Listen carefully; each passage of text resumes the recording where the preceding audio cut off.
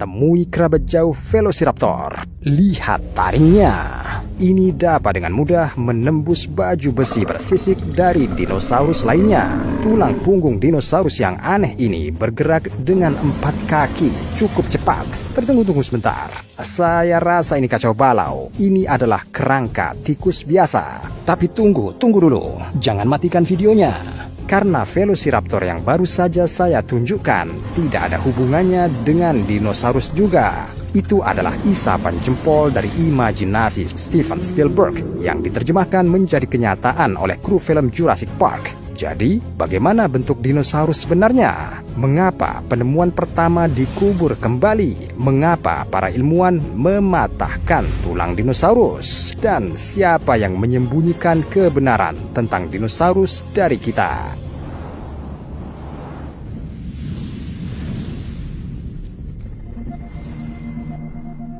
Sumber utama pengetahuan kita tentang dinosaurus adalah sisa-sisa tulang, jejak kaki yang langka, dan potongan kulit yang membatu. Dari fragmen ini Anda dapat membuat apa saja. Tidak hanya gambar dinosaurus yang biasa kita semua gunakan, apalagi jika pengetahuan Anda tentang paleontologi macet di suatu tempat di abad ke-17. Karena saat itulah, pada tahun 1677, tulang dinosaurus pertama ditemukan oleh Robert Plot, seorang profesor kimia di Universitas Oxford. Namun, dia tidak pernah menyadari makhluk apa itu. Awalnya, dia mengira itu adalah beberapa spesies gajah yang dibawa ke Inggris oleh orang Romawi. Beberapa saat kemudian, Plot sampai pada kesimpulan bahwa itu adalah kerangka manusia yang tenggelam. Asumsi bahwa tulang ini mungkin milik hewan purba muncul hanya 150 tahun kemudian. Pada 1815, profesor lain di Universitas Oxford, William Buckland, dalam salah satu perjalanannya, dia menemukan fragmen rahang milik hewan yang sebelumnya tidak dikenal. Buckland mengira itu adalah rahang beberapa reptil prasejarah. Dia menyebutnya Megalosaurus. Namun penemuannya tidak menarik popularitas. Pada 1850, keluarga Temperley menemukan kerangka Ichthyosaurus yang terawat baik. Awalnya, mereka membawanya pulang, berniat mempelajari benda aneh itu dengan cermat. Tetapi keluarga Temperley adalah orang-orang yang sangat religius. Penemuan itu dianggap merusak iman. Itu sebabnya mereka membawa tulang-tulang itu ke tambang dan menguburnya. Ichthyosaurus menghabiskan 1,5 abad lagi di tanah. Baru pada tahun 2014, keturunan Temperley menggali dan memulihkan kerangka itu. Di Victoria, Inggris, belum ada yang mendengar tentang evolusi. Karenanya semua fosil yang bertentangan dengan doktrin agama pada umumnya dijuluki kebiasaan alam. Tulang dan gigi dinosaurus dianggap kerangka ikan raksasa. Dan segala sesuatu yang berada di luar pandangan dunia umum langsung kembali ke asalnya, tanah. Tampaknya ilmuwan zaman Victoria membayangkan dinosaurus seperti ini.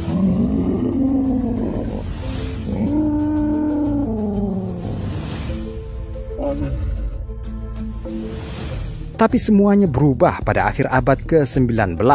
Penemuan dalam paleontologi dibuat hampir setiap jam. Pameran kerangka dinosaurus menarik banyak orang, sementara para ilmuwan bersaing untuk mendapatkan penghargaan atas kerangka yang baru ditemukan. Ahli paleontologi Amerika, Othniel Charles Marks dan Edward Drinker Cope, menjadi terkenal dengan apa yang disebut perang tulang. Keduanya tidak hanya saling menyerang dalam publikasi ilmiah, persaingan mereka termasuk menyuap pemburu fosil, mencuri temuan, dan bahkan beberapa tulang patah.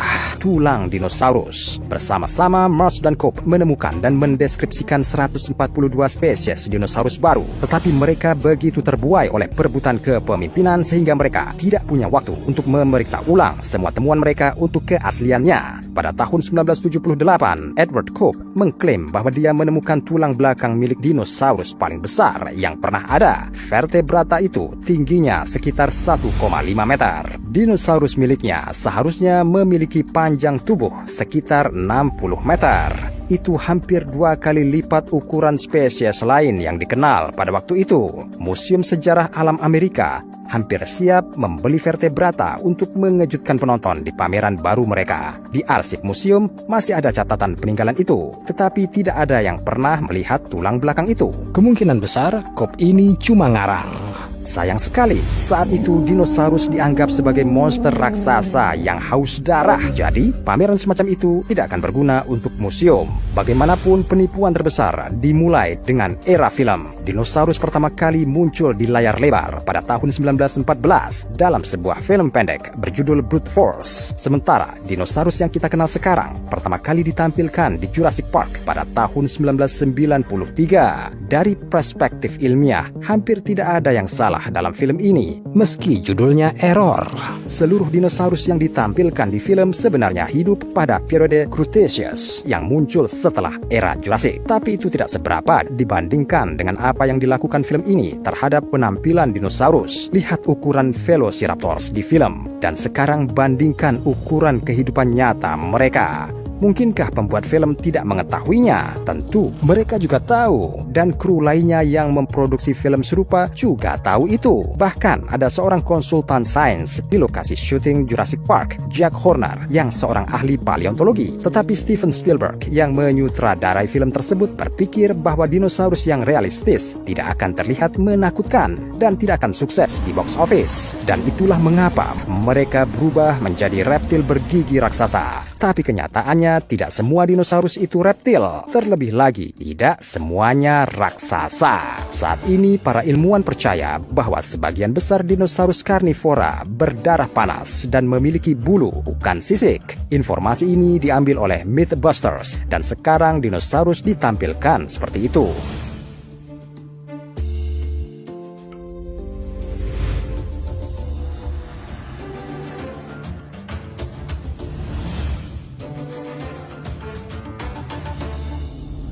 Jika sebelumnya dunia perfilman menyesatkan kita dalam hal tampilannya untuk membuat kita menikmati visualnya, kini saluran sains populer melakukan hal yang sama hanya untuk membuat kita menontonnya. Dan sekali lagi, bagaimana rupa dinosaurus sebenarnya? Meskipun ada banyak tulang yang terpelihara dengan baik, mengembalikannya merupakan tugas yang cukup berat. Untuk mengubah ini ke ini, kita perlu memahami cara kerja ligamen dan otot mereka, berapa banyak lemak subkutan yang ada, dan tekstur kulit apa yang mereka miliki. Dalam hal ini, para ilmuwan dapat menggunakan penelitian tentang fosil dan mencoba membuat model biomekanik digital. Misalnya, seekor Tyrannosaurus dulu digambarkan sebagai hewan yang hampir ortograde, berjalan tegak. Sekarang para ilmuwan mendapati bahwa tubuhnya ditempatkan sejajar dengan tanah. Dinosaurus memiliki otot yang berkembang dengan baik dan lemak subkutan hampir nol. Tyrannosaurus dapat membunuh mangsanya hanya dengan bantuan rahangnya. Itu sebabnya mereka memiliki otot leher yang kuat. Analisis tulang aligator dan kalkun yang dilakukan tahun 2018 membuat para ilmuwan berpikir bahwa mungkin kaki depan T-Rex tidak menjangkau ke bawah melainkan ke arah satu sama lain. Tapi bagaimana dengan bulu? Misalnya, mempelajari tulang lengan Velociraptors, para ilmuwan menemukan tanda yang khas. Mereka konsisten dengan yang dimiliki merpati, tepat di tempat bulu sayap berada. Kemungkinan besar Velociraptor lebih dekat dengan burung daripada reptil. Adapun Tyrannosaurus, segalanya menjadi sedikit lebih rumit. Para ilmuwan tidak memiliki bukti yang jelas bahwa mereka memiliki bulu. Beberapa spesies terkait ditetapkan memiliki bulu proto yang menyerupai duri landak. Mungkin T-Rex juga punya hal seperti itu. Karenanya, tampaknya mereka lebih mirip hewan pengerat raksasa daripada reptil atau burung. Ini tidak membuat mereka kurang menakutkan atau berbahaya. Bagaimana pendapat Anda? Manakah dari versi T-Rex yang menurut Anda lebih mengintimidasi? Ikan Tyrannosaurus, T-Rex parrot, atau tikus prasejarah raksasa? Tulis versi Anda di komentar.